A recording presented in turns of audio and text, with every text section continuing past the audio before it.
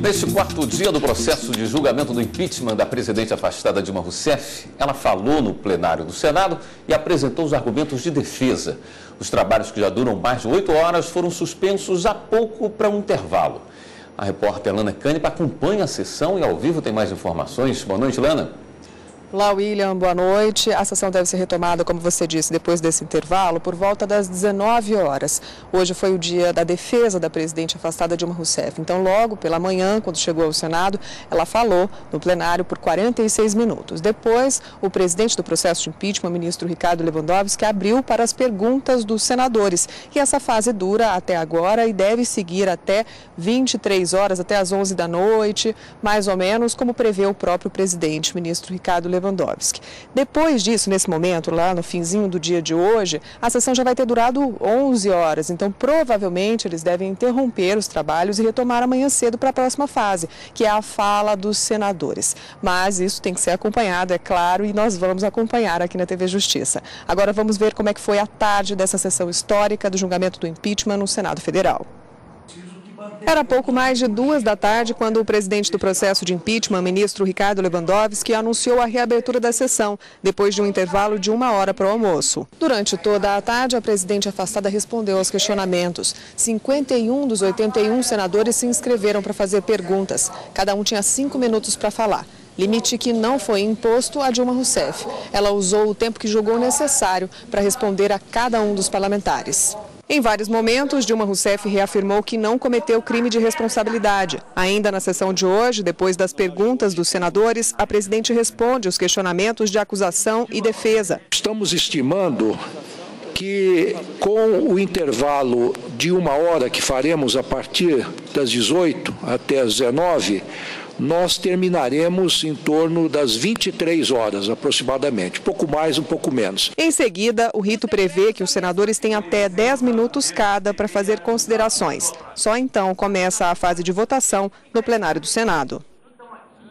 Quem está aqui para falar desse assunto é a consultora jurídica da TV Justiça, Karina Zucolotto. Karina, boa noite. Boa noite, William. Qual a importância para o processo, para o impeachment, desse longo interrogatório que está acontecendo nesse momento no Senado? Eu diria que não só nesse processo do impeachment, mas em todo o processo criminal e principalmente nesse, inclusive, em que vai se discutir não propriamente um crime comum, mas sim um crime de responsabilidade, é o direito de se dar ao acusado a chance dele, se quiser, promover a chamada autodefesa. Então, o interrogatório ele é considerado no processo como uma das fases mais importantes. É um momento em que o próprio acusado, por um ato personalíssimo, ele não pode contratar ou passar uma procuração para que outra pessoa fale em nome dele. Ele mesmo poderá ter a chance, durante essa fase do chamado interrogatório, promover a sua versão dos fatos e responder a todos os questionamentos que lhe são feitos acerca daquele fato que lhe é imputado. No caso da presidente afastada, no caso de crime de responsabilidade, em razão dos fatos que foram apresentados pela denúncia. Nessa fase do interrogatório, é muito importante que os juízes, nesse caso do impeachment, que todos os juízes são os senadores da República. Mas é importante que os juízes fiquem bem atentos à forma como ela vai trazer essas informações, de que forma ela vai expor, a forma como ela vai promover essa autodefesa, até mesmo para que eles possam, junto com as outras provas colhidas no processo, nessa fase denominada de instrução, que nós tivemos a oitiva das testemunhas, por exemplo, possam formar a sua convicção a ponto de levar ao final do julgamento uma absolvição ou talvez uma condenação nesse processo. Então, eu diria que a fase do interrogatório é uma fase extremamente importante e que vai fazer toda a diferença. Terminada essa fase, qual é o próximo passo? Essa fase chamada de instrução termina com esse interrogatório da presidente afastada. Após essa fase, abre-se a fase das discussões, em que tanto a acusação como a defesa terão o prazo de 1h30 cada uma delas, de forma respectiva, primeiro acusação e depois defesa. Ultrapassada essa 1h30, eles terão ainda a chance da réplica e da tréplica, também por 1 hora, de forma alternada.